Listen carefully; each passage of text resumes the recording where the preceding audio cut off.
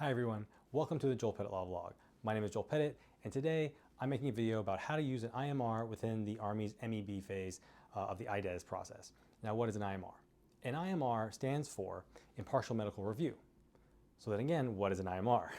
It is essentially a second opinion from an independent doctor after they've reviewed the narrative summary. Now, if you don't know what a narrative summary is, it is a report that the MEB creates after it has reviewed all your medical records, and specifically the records regarding your referred conditions, meaning those conditions that are service limiting or service prohibitive. So under profiles 3 and 4. Now, the beautiful thing about the Army's narrative summary is that it just doesn't talk about the conditions for which you were referred.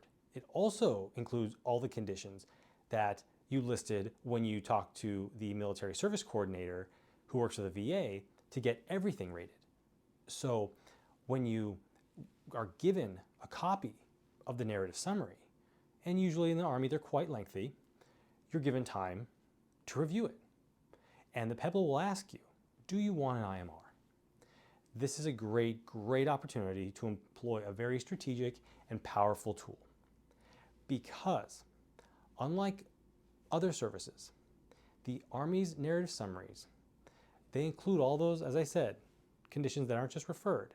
So if you have a condition that wasn't referred, but you believe is service limiting and should be under a profile 3 or 4, then this is your chance to say, hey, I would please like to have a independent doctor review, let's say, my left knee, because that wasn't referred, but it wasn't referred because I was only being seen for my back because my back was so jacked up. They kept telling me, you have to come in, you have to come in. And as all prior service knows, when you go to an orthopedist at an MTF, a military treatment facility, you only get to go for one condition at a time. So if you have an urgent back issue, that's what they will be seeing you for. So if you have a less urgent, but still, serious knee condition, you're not going to get the knee addressed.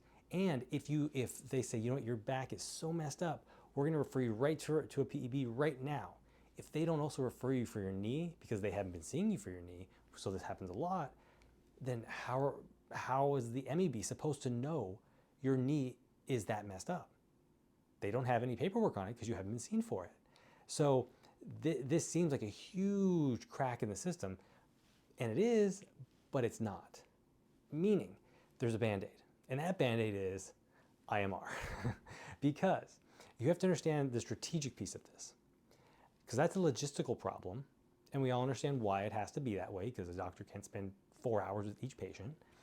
So how do we use the IMR to remedy this? Well, you think, I want to bring this up to the PEB, the informal. How do I do that? Well, the MEB's not doing it because they don't have the records. So how do I get it in front of the PEB? IMR. In the IMR, you say, I listed my knee, it's, let's say, number 4. I request an IMR because I want number 4 considered to be service limiting, and this is why. And you give evidence. And you explain it in a memo that you create with either your MEB attorney that's provided by the government or with your private counsel. So that's the fix. And also, and why do I say it's strategic?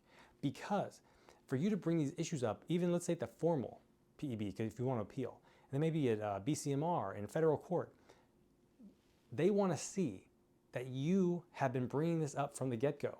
Why is that? Because you will look opportunistic, if you will. If you don't, because the logistical problems are what they are. We all understand that. But there is no limit on the IMR. So when they say, okay, we understand you can't be seen for every condition all the time by every provider, but nothing stopped you from filing an IMR and pointing out that condition. Why didn't you put it there? And I didn't know I could, or I didn't know I should. That's a really tough sell, especially in the Army. Why? Because the Army furnishes its members with MEB counsel. Not all services do this. So the Army goes that extra mile for its soldiers. And that's where it does put a little bit of a burden on the soldier, because if they just say, I didn't know, frankly, that's a really tough sell when you have an attorney. Now, this isn't always the case because we all know that not all attorneys, especially government attorneys, are always available for every soldier and every client, and we know they're not always staffed. Sometimes there's gapped billets, so those things all come into play, and that's what makes things, not so simple in the legal world. But on a theoretical level, this is where credibility can come into play, and when you want to really solidify that credibility, you want to bring up those issues early and often, and that's why an IMR is so key. But that's also why it's so special and so much more powerful in the Army, is because the format of the NARSUM facilitates good IMRs. So if you're a soldier going through the MEB process and you have potentially unfitting conditions that weren't referred, please go to my website, joelpettitlaw.com, shoot us an email, give us a phone call. We'd love to speak to you about your case. I hope this video has helped. Thanks for watching, everyone. Have a good day.